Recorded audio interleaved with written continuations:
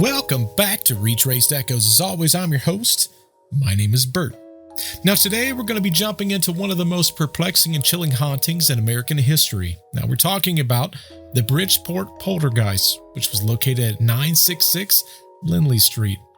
Now, this tale, it's about a lot more than just ghostly apparitions. If anything, it's about a family's struggle with something beyond their understanding. But before we jump into that story, let's grab a quick little word from our social media guru, Sarah. Hey everyone, Sarah here. Before we dive into today's eerie tale, make sure to hit that subscribe button and follow us on our social media channels for exclusive content and updates. You can find us on all your favorite platforms, from Instagram to TikTok, and all the way over to Facebook. And if you're listening outside of YouTube, be sure to check us out there for the video version of today's episode. Lastly, if you have a haunting story you want us to cover on the podcast, head over to our website at www.retraced-echoes.com. Once you're there, just click on Submit a Story. Yeah, we definitely want to hear your stories. Our ultimate goal is to, if anything, bring some of our listener stories and have a life of it here on this podcast. And don't get me wrong, trust me, I love talking about these different hauntings that's known world round, but for the first time, I'm working with someone right now to bring their story to the forefront. And as a story out of the UK, I'm super excited to bring it to you guys. So definitely think about that. If you want to have your story told kind of in the format that I provide here, definitely, as Sarah said, jump over to the website and hit submit a story. But let's jump into our haunting for today. Now, the haunting at 966 Lindley Street in Bridgeport, Connecticut is, as I said earlier, probably one of the most well-documented cases of poltergeist activity ever. The Goodin family experienced terrifying phenomena, everything from objects moving on their own to strange noises, and even physical attacks. Out of curiosity, Sarah, what can you tell us about the haunting without digging too awful deep into the story? Well, the Bridgeport Poltergeist case involved over 70 documented instances of paranormal activity. Witnesses included police officers, firefighters, and even reporters who saw furniture levitate, objects fly across rooms, and heard unexplained noises. There were also numerous reports of physical interactions, like people being pushed or scratched. As for the house today, it's still standing, but reports of hauntings have significantly decreased since the Goodin family moved out. However, locals still regard it as a spooky landmark, and some believe the spirits may still linger. Our story today begins in a very modest 3-room house. Now, it's said that this house was built in 1923 for a shirt manufacturer, but our story truly begins with Jerry and Laura Goodin, who purchased the house in 1960. Now, just like all of the podcasts that I've produced here, it begins almost the same way, just a couple looking to create, if anything, a peaceful life together. Jerry had been a maintenance man for the last 23 years. He was very straightforward. A lot of people said that he was down to earth. He was not known for having his head in the clouds. Laura, she was a full-blooded Native American who grew up in a house where there wasn't any children that was her age, not even living nearby. And because of this, she had a really hard time making friends. But all of that said, her and Jerry was very compatible.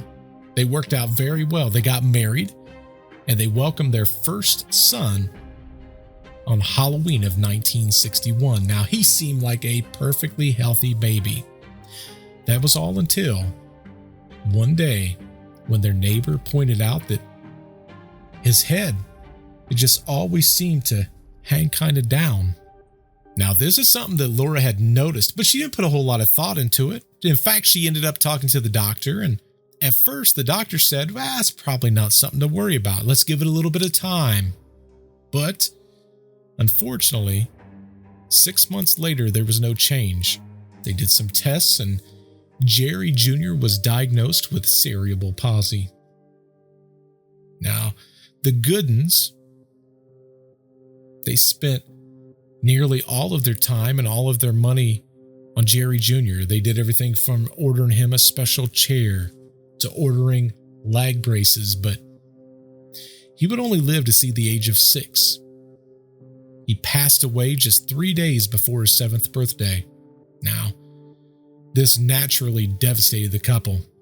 To make things worse, as though things could be any worse, the day after the burial of their son, Laura needed to have a hysterectomy. Now, that was to remove a tumor that was leaving her unable to have any more children. The grief was absolutely unbearable. Think about this timeline just once again. We went through that very quickly. Brand new couple, they have their very first child. They don't really know what to expect. Their neighbor notices something that was unusual. Now, my guess is the neighbors probably had children. They was able to see their children and how they developed. They said, hey, you might want to get that checked out. Now, Laura had noticed this, but she didn't think it was a big deal. They go to the doctor, and the doctor gives them somewhat of some hope. It's probably fine. They go back 6 months later. They get diagnosed, or should I say their son gets diagnosed with cerebral palsy. He lives to be almost 7 years old, 3 days before his 7th birthday. He passes away. Now, right before that news, my guess is that I couldn't find exactly when, but Laura was diagnosed, or not diagnosed, but she was told she had a tumor, and she had to have a hysterectomy just 1 day after they put their son in the ground. Now they can't have another child.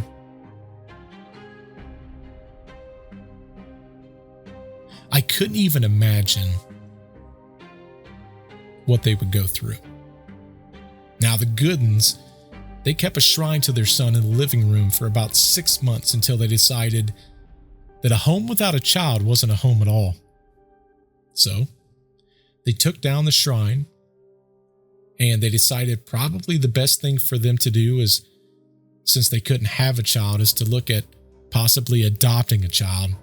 Now, they immediately fell in love with a 4.5-year-old that was a full-blooded Native American girl. Now, she was the youngest of a family of 9 and the only one of her siblings that was ever put up for adoption. The Goodin family welcomed this little girl right into their family as though she was their very own. Her name was Marcia, and unfortunately, due to the events that happened with their son and what they had going on, I think up here in their head, they became a little overprotective, and some would say to the point of contention. Now, Laura, she wouldn't let Marcia out of her sight. She would walk her to and from school every single day. She would refuse to let her play with any of the children. Now, this led to Marcia not really being able to have any friends. Now, when she was asked about this, Laura said, well, she didn't grow up with any friends, so she didn't see the need for them. She also said that she wasn't going to let Marcia out of her sight out of fear that she would just die. Now, this caused Marcia to kind of resent Laura. Things started to get really bad when Jerry's hours were cut back at work and Marcia had to transfer from a private school to a public school where she was relentlessly bullied. Think about when you were coming up in school. If you was having your mom walking you to and from school and you couldn't have any friends, that would take a pretty significant toll on any child. And in fact, I believe that would cause them to be bullied just as much as what Marcia was. Now, the kids will be kids, they say, but the kids would call her horrible names and make racist remarks about her Native American heritage. And one day, she was attacked and beaten by a group of boys, one of whom kicked her so hard that she needed to be placed in a pelvic brace. Now, Laura and Jerry did what I think any parent would want to do if they were capable of it. They immediately pulled her from school and decided homeschooling is the best way to go.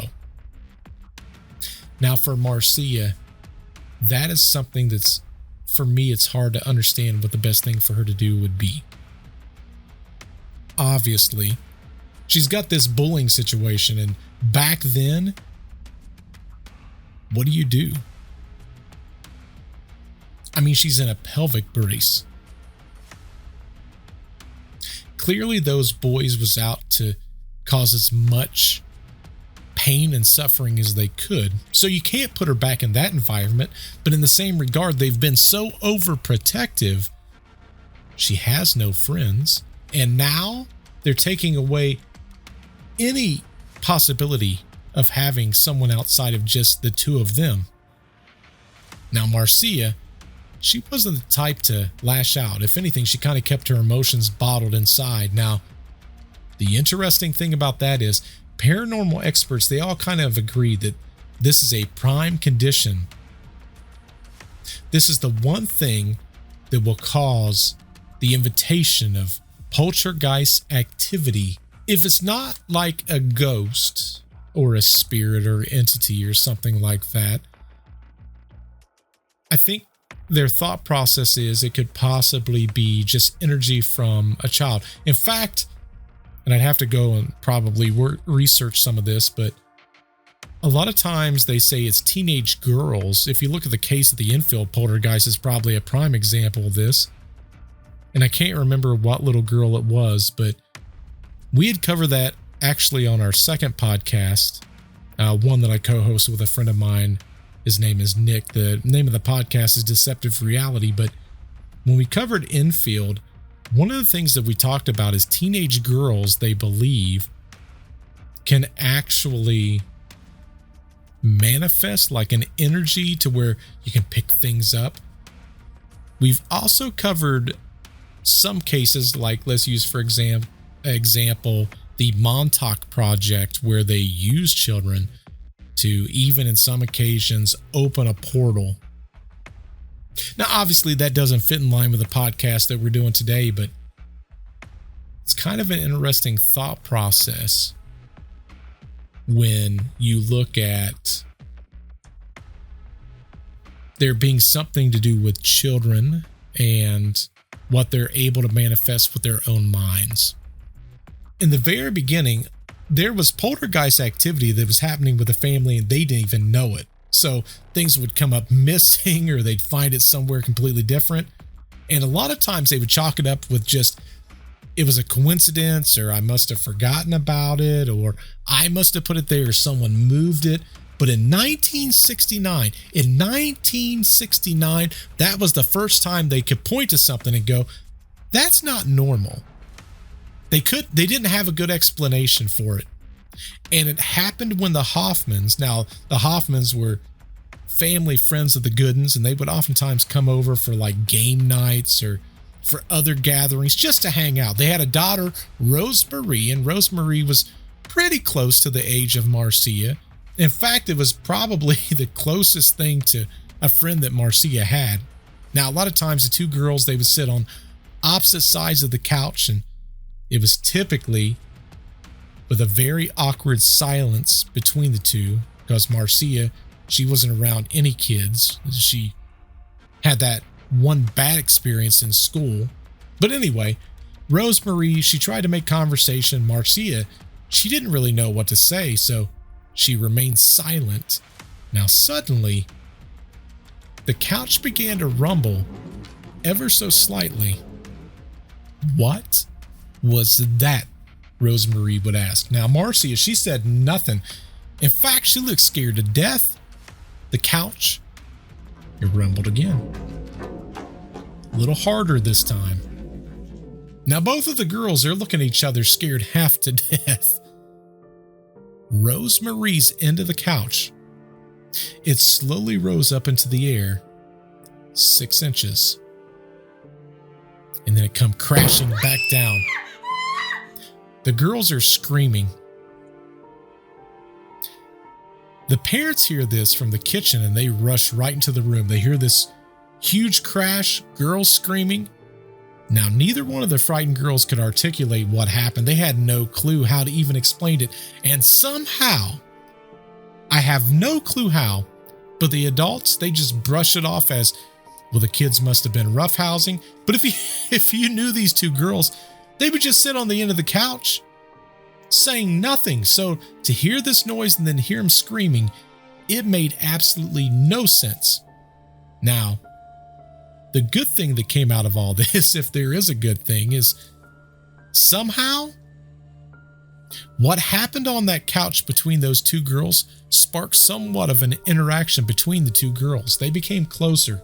They even started playing out in the yard instead of just sitting on the couch in pure silence. Now, one afternoon, the Hoffmans came over to visit, and Rosemarie, she ran into Marcia's room and kind of found her sitting on the couch with her legs kind of crossed, rocking back and forth, talking slowly in a language that she didn't understand. "Marcia," Rosemary called out in a panicked voice. Marcia snapped out of it and looked at her friend. She explained that she had been talking to her grandfather, who was not very happy by the fact that the Goodins had taken her from her tribe. Now, for Rosemarie, who's hearing this, I can only assume what's going through her mind. Well, we was friends, but that's a little weird. Might not want to be a part of that. Now, as though that occurrence wasn't spooky enough, there's something that's going to happen that presents itself in a little bit more sinister light. Now, one night, there's a young boy and he's staying over the Goodins, and he wakes up, and around him he sees hundreds of red eyes. Now, they're staring at him in all directions. The room is completely pitch black. Now, he described the eyes as glowing ominously, and it made him feel trapped and paralyzed with fear. That's absolutely terrifying. Imagine waking up to something like that. It's no wonder the boy was so traumatized. Oh, you best believe I would have been absolutely frightened out of my mind. It's one thing when a room's completely pitch black, but to then feel like you're surrounded, that would be pretty much horrific. Now, from 1971 to 1972, John kept getting woke up in the middle of the night. And the reason for that was he said that he would hear a loud pounding noise, and the best that he could describe was from the side of his house. It was like someone was beating on the side of his house. Now, this wasn't like a knock at the door. In fact, he would say that it was a deafening slam. Now, it would happen again and again and again. He could never identify where the sound was coming from. And he said it would happen night after night.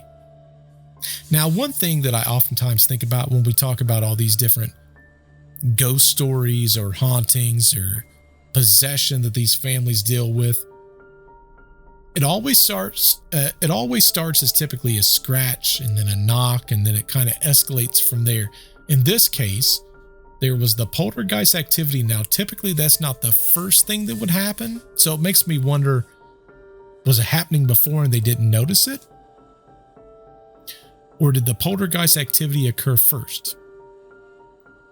But anyway, eventually, he would end up calling his friend, who was also his neighbor. His name was John, and John was a police officer for the Bridgeport Police Department.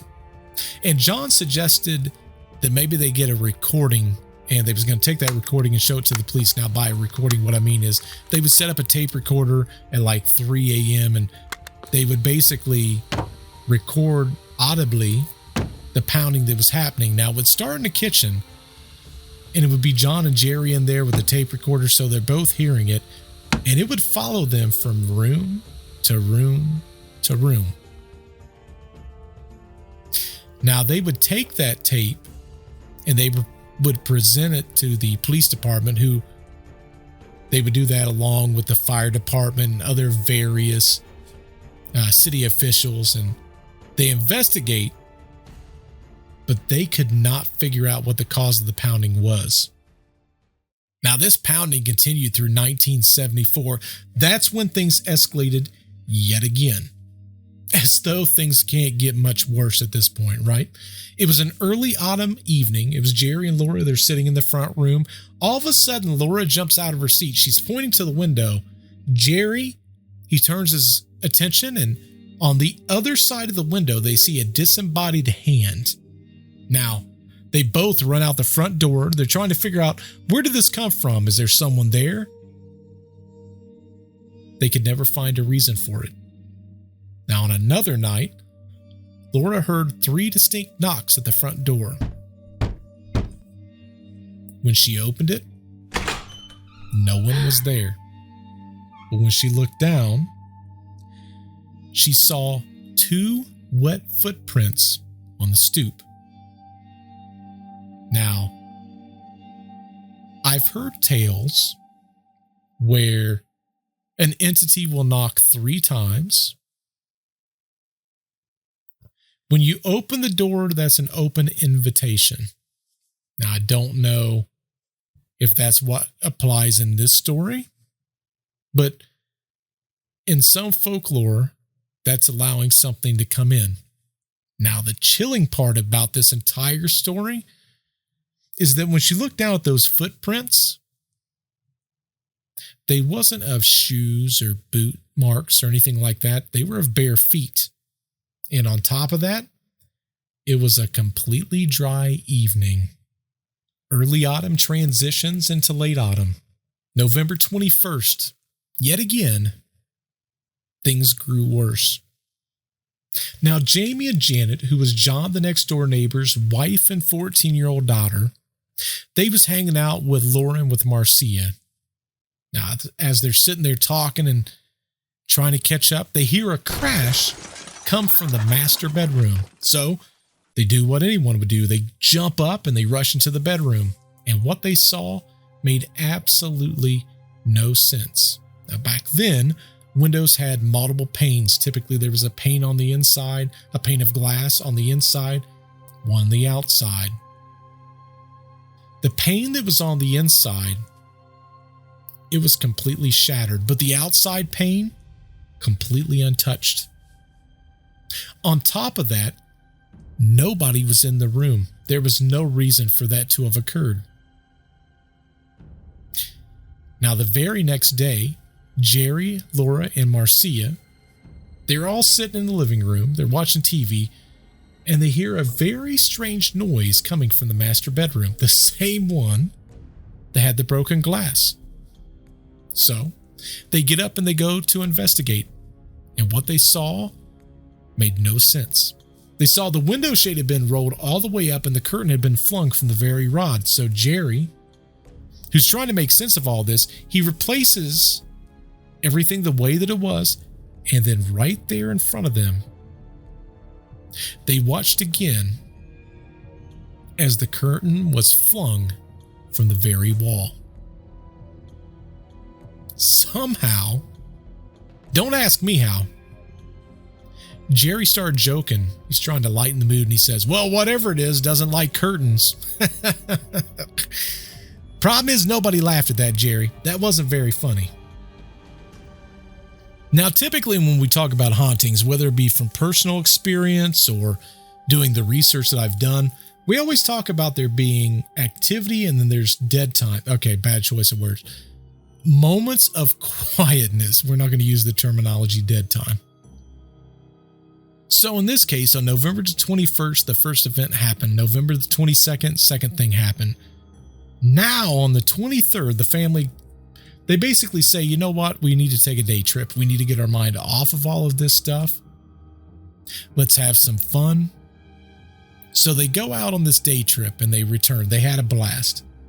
And Jerry goes in and he finds Marcia's TV, which was high up on a shelf, sitting face down on Marcia's bed. Now, all the cords and the antenna wires, they're hanging off the back.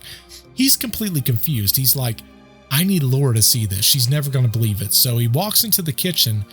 As he walks in, from the sink, he sees these dishes coming out of the sink and flying up into the air. And then they start flying around the room, smashing into the walls. Now, while all of this is going on, Laura walks to the doorway just in time to see these knives floating out of the knife block and flying towards Jerry. She calls out to him. She's like, Jerry.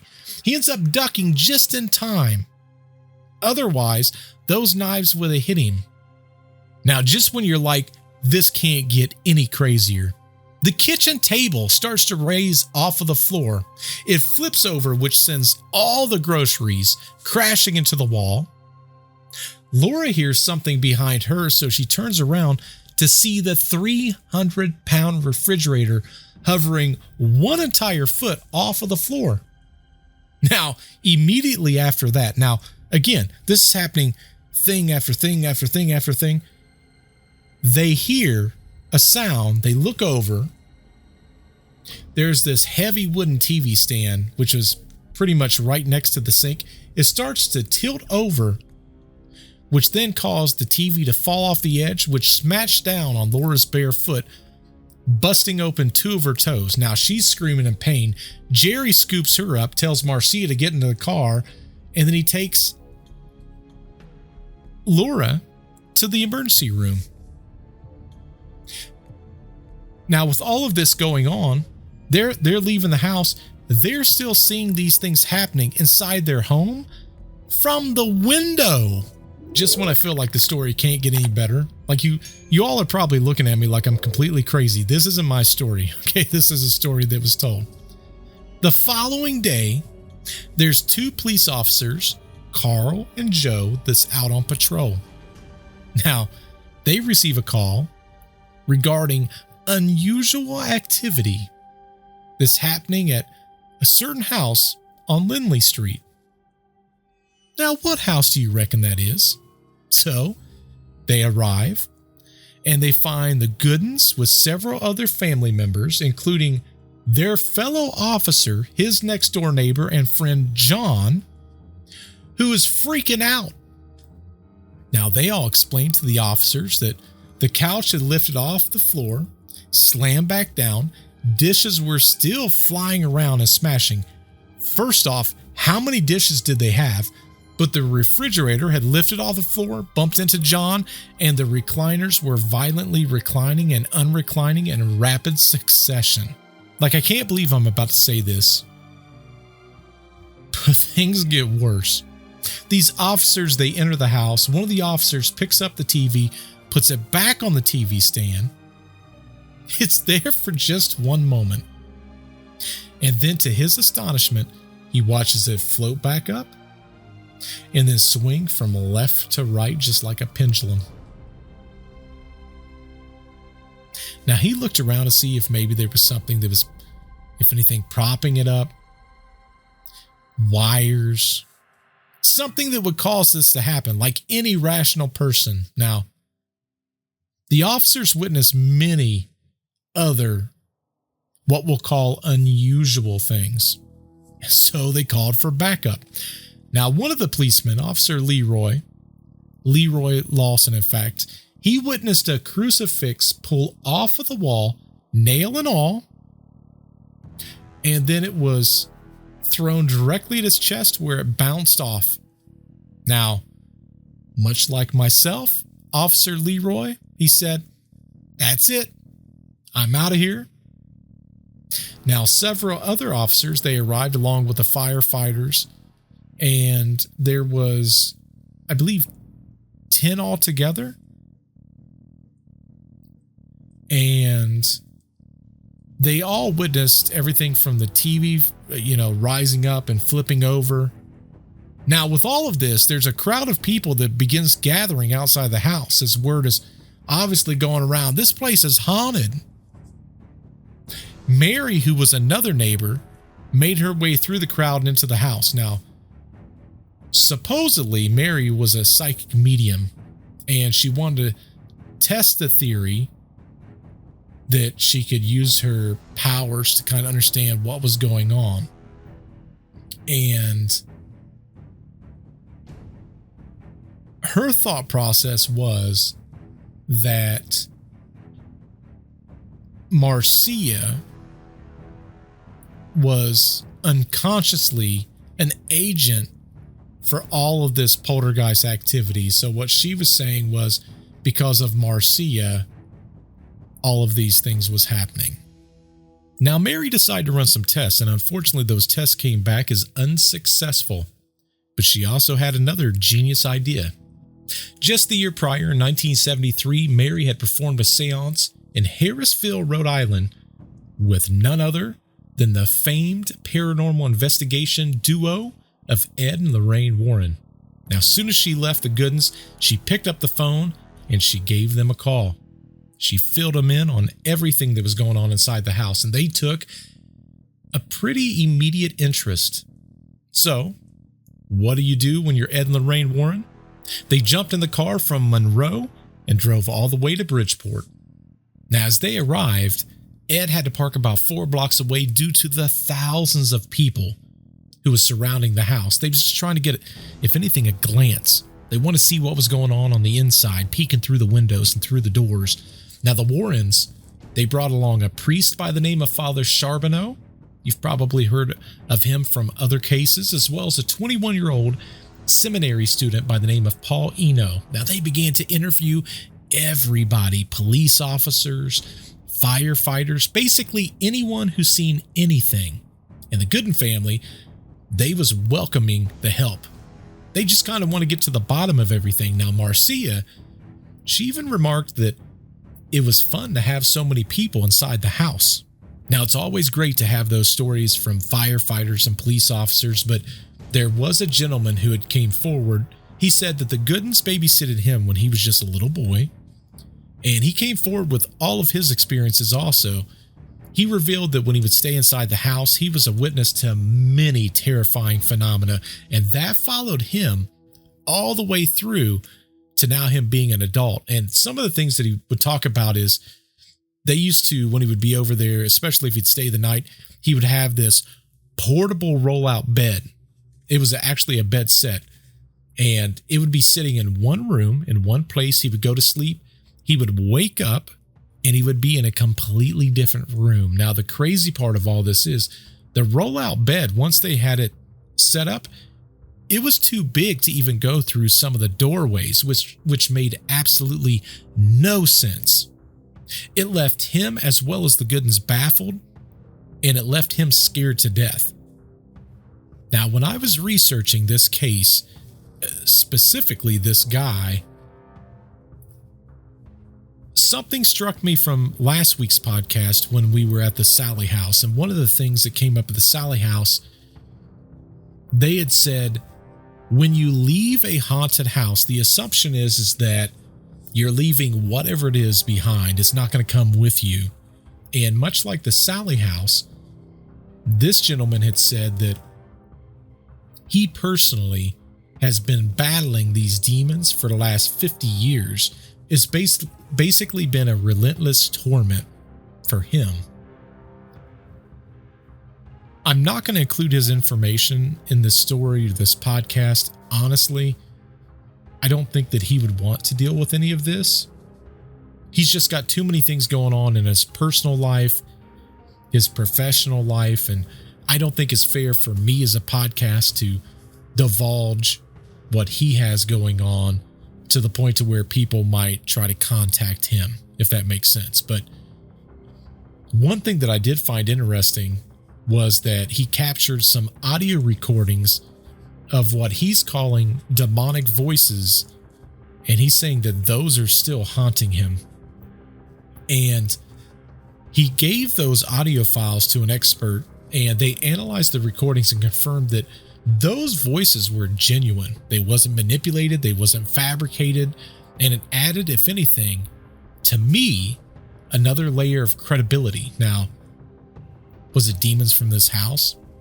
Heck if I know. He said that he did not have any experiences, though, prior to being babysat inside that house. Now, during one particular encounter with what he's calling, again, the demon, he said that it communicated to him and that the demon said that it was about 75% of the job had been done. Can you imagine? I mean, this chilling message suggests that they've been somewhat successful in spreading whatever malevolence they're trying to provide inside this house, and that's as of now. Even though activity is said to have slowed down, according to this guy and what the demons through him is saying, they're not done. But either way, let's get back to the story. So Ed grabs Paul and says, hey, I want you to stay with Marcia. I think part of the reason was he wanted to make sure that she was safe, but the second part was he wanted to make sure that she wasn't causing any of this paranormal activity intentionally. So Ed's kind of looking around. He's seeing that this activity is kind of going crazy. So he ends up calling the police superintendent and informing him that there is definitely poltergeist activity happening inside the house. Now, during the course of the investigation, Ed and Lorraine and police officers, firefighters, they would see everything from the recliners rising all the way up to the ceiling. The craziest one is they said that the family cat was swearing and making off-color remarks to some of the police officers. I can only imagine. I find it funny that it was just the police officers. But they would see furniture moving. They said they would see ashtrays that would levitate up into the air and then explode. And on top of that, they was hearing mysterious sounds. Oh, I should also mention, when it comes to the cat, Ed and Lorraine, and there was a series of other people, said that they heard the cat singing Jingle Bells. What an interesting choice of song coming. That might be the scariest thing that I would have seen or heard. I mean, it was November. It was almost Christmas time. The cat was just getting ready. He's getting prepped. Now, Lorraine Warren, she would experience, that's not funny. The cat things got me. Anyway, Lorraine, she would experience bouts of nausea whenever she would enter inside of Marcia's room. And on top of that, she was sitting at the kitchen table, and it was her, Paul Eno, and the Goodins. And while they was talking, they was looking at her hands, and right here on her wrist, they noticed that there was a burn mark that was occurring, and there was no rhyme or reason for any of that. Now, on top of that, you got to remember, now the Warrens are there. They're world-renowned investigators in the realm of paranormal. And this crowd that we talked about not that long ago that was forming, it was growing to levels that was inconceivable. It got so bad that the police had to set up a barricade on the outside just to keep them from trying to sneak inside or to sneak over even to the window to try to catch a glimpse of whatever was going on inside the house. At this point, they're trying to keep some of it contained. Now, Father Charbonneau and Ed, they absolutely believed that they was dealing with a demon and they had to perform an exorcism on the house. Now, the problem is the church did not agree. Now, despite the lack of cooperation from the church, Ed and Lorraine decided that they needed everything that they would typically bring to an exorcism as far as the items that they needed. So they drove all the way back to Monroe. Now, while they are gone, it's the Goodins, there's Paul, and the Goodins had a family friend. Her name was Barbara Carter. Now, while they're sitting there and they can clearly see all this stuff going on, they saw 4 separate entities. They described it as being smoky figures just appeared. Now, as soon as that happened, they was gone. They was out. They're like, nope.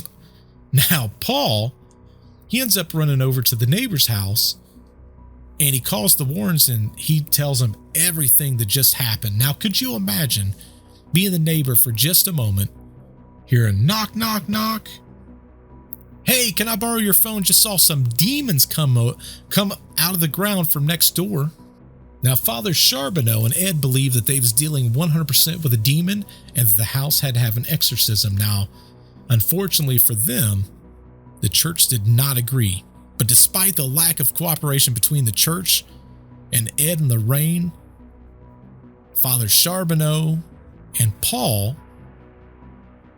Ed and Lorraine decided they needed to go back to Monroe to grab all the items that was necessary to perform the exorcism. Now, while they're gone, you've got the Goodins, you've got Paul, and a family friend. They're all hanging out inside the house together. The family friend, her name was Barbara Carter. And while they're sitting there and they're talking, from the very ground, they saw the form of 4 smoky figures, 4 separate entities that come up from the ground. Now, with seeing that, they're out. They're gone.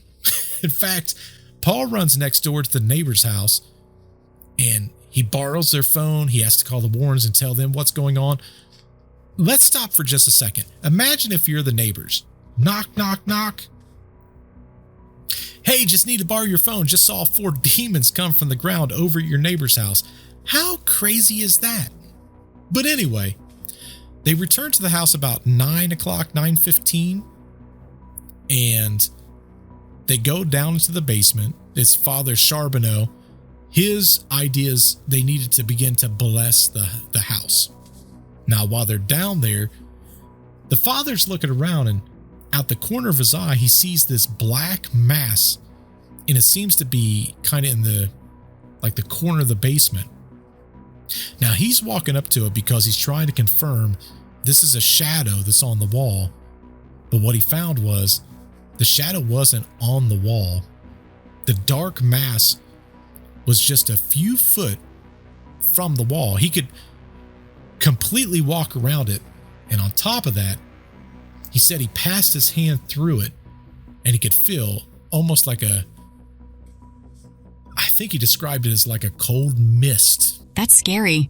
It really says something about the presence of something paranormal in that house. I think so.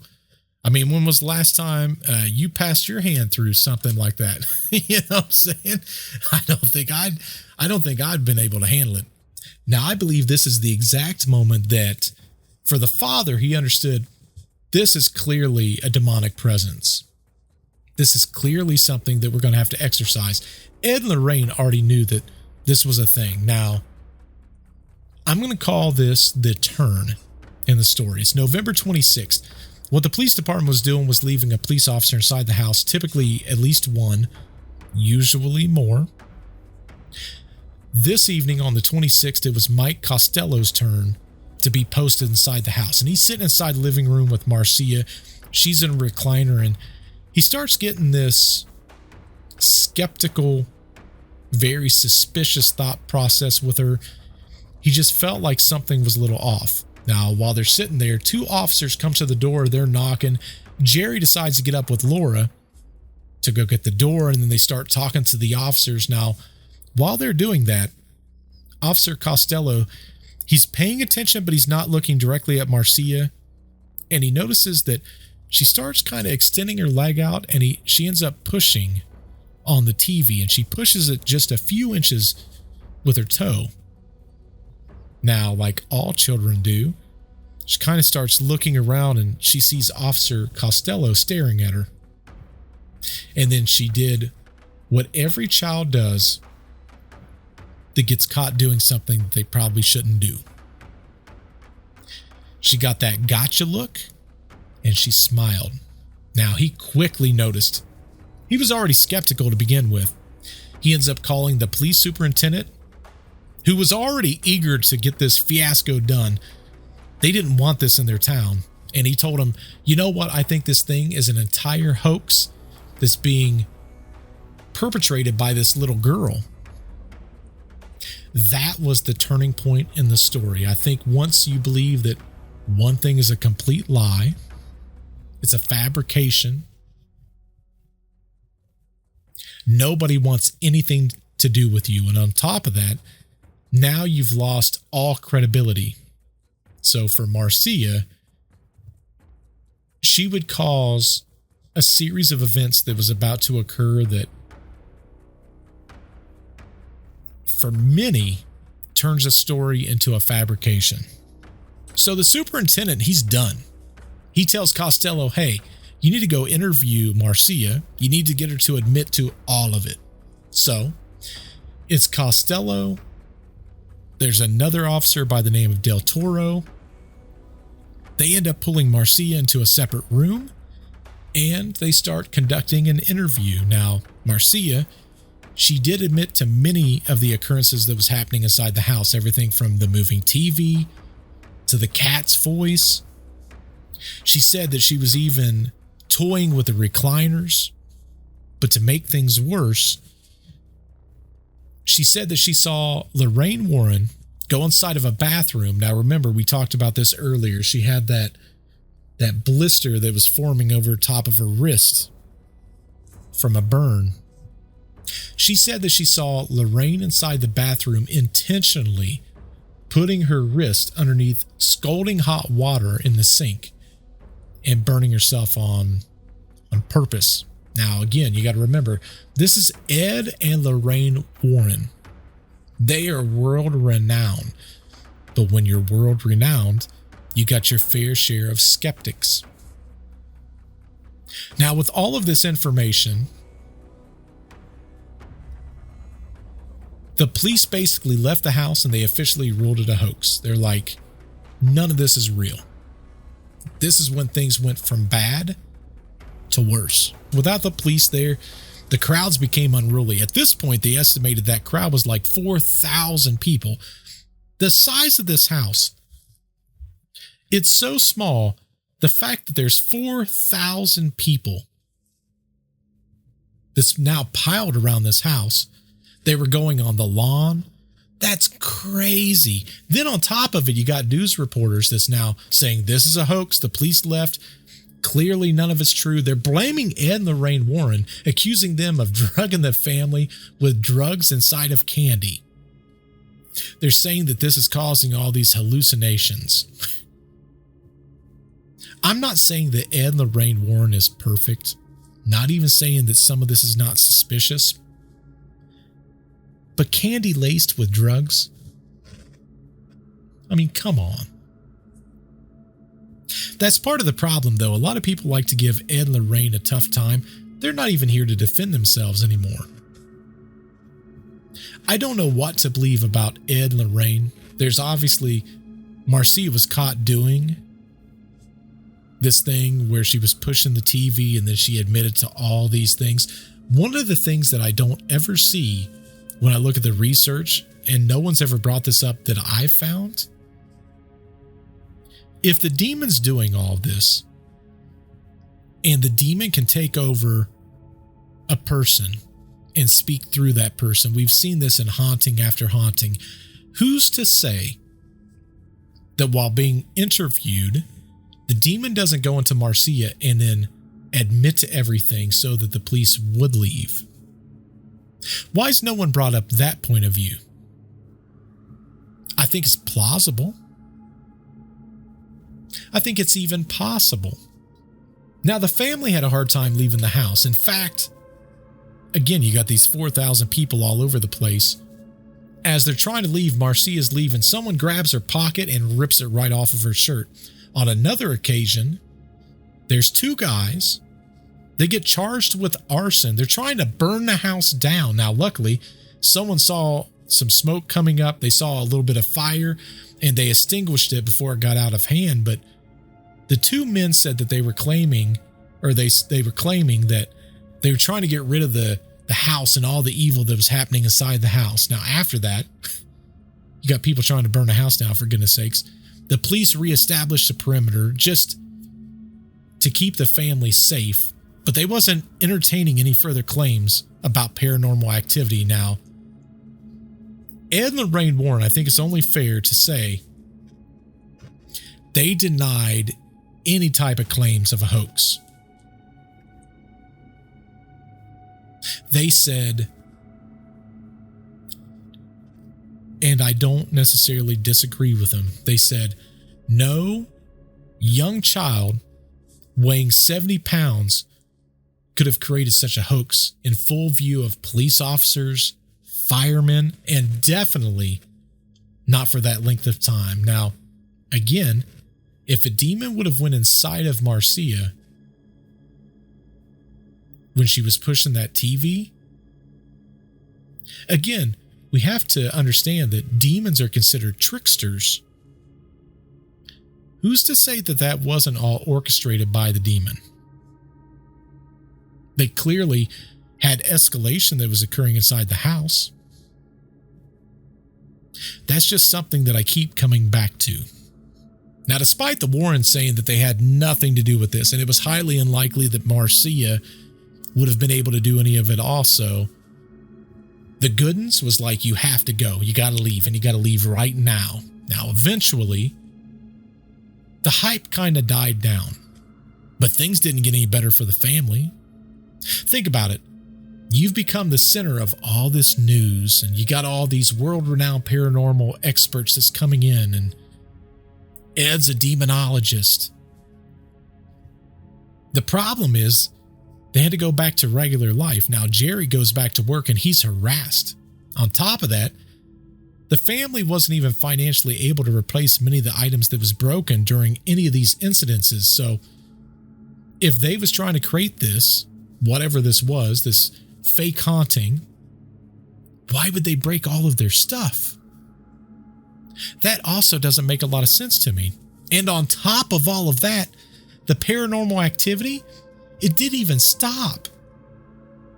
Now, to try to help their situation, and I think that this is very common when we talk about hauntings, the family, they just said, yep, it was a hoax. 100% a hoax. We faked it all. I think they was just trying to get the crowd to chill out. The problem is, even though they're saying, yep, it was a hoax, this was us, the fact that the haunting was still going on, who do they turn to now? They kicked Ed and Lorraine out. They're getting ridiculed in public. The only way that they see that maybe eventually people will get bored with is by saying they caused it. They're in their house. The furniture still continued to float. There were still objects that was smashing against the walls. And the new officers who had not been inside the house, they were now witnessing strange things that was happening just like they were before. But then they don't want to say anything when they go back to the police station, because then they would be ridiculed. Well, that's just a trick. How did you fall for that trick? What a crazy, strange series of events. And how do you get out of whatever that situation is? Now, eventually things started to slow down, if anything, just a little bit. It's like mid-December, so not super far from when all this stuff was starting to occur. The crowds had died down. The family decided they wanted to have a little bit of a getaway. They wanted to take their mind off of everything, and they wanted to go to New York. They was replacing some of the things in the house that was broken, the expensive stuff, and some of the stuff that they could salvage, they tried to salvage. They left the house compared to what it was before in pretty, I'm going to say pristine condition. I mean, clearly it probably wasn't pristine, but it was about as good as they're going to get it with the things that had occurred. But when they returned, they found that it was almost all completely destroyed yet again. The furniture was overturned. There was a statue that was on the ground with its thumbs removed. At this point, Laura believed that whatever this entity was, it was trying to kill them. Now, in the meanwhile, there was another paranormal investigation team that came in. This situation is tricky because where do they go from here? Now, this investigation team, they looked at things from a scientific investigation standpoint. Now, some of the things that I said earlier about what happened, they was able to look at a little bit differently. They investigated and interviewed the family with Ed Warren. They even talked to the inspector, the supervisor that was at the police station that was responsible for closing the investigation, the same person that declared it a hoax. And with everyone interviewed, the assessment came back that nobody really believed that it was a hoax. They said that Officer Clark had been pressured to close the case by his superintendent and basically said to pressure Marcia into this admission. That way, the police wasn't getting this scrutiny because you got to remember, they're saying that they're seeing these things also, and now they're taking their rap for it. Now, the entire investigation, it was done about January of 1975, and it was even provided with a preliminary report. Now, this was in Duke University, and the report was entitled A Perplexing Poltergeist. What an interesting turn of events. You've got all these things that's going on.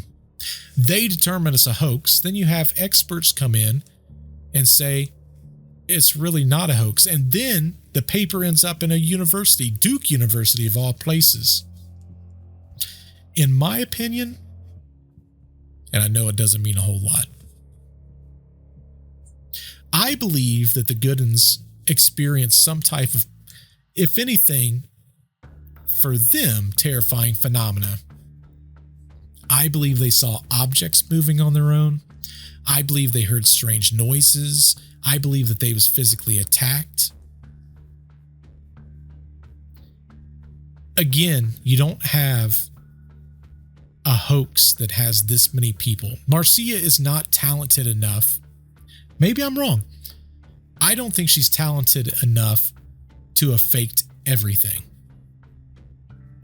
And regardless of the bad rap that the Warrens, they have at this point, it's funny that nobody had a problem with them as much when they were alive. It's after they die and they can't defend themselves that now everyone has a problem with them. Again, I'm not saying that things were not hoaxed, that things were not changed. I just don't believe it's to the extent that everyone wants everyone else to believe that it was. All of you out there in podcast land, you've heard the story. Maybe you know more of the story. There are some things that I left out. What do you think? Do you think that it's very possible that all of these people, from police to firefighters to people that's outside of the house, do you believe that they're able to fake all of these things?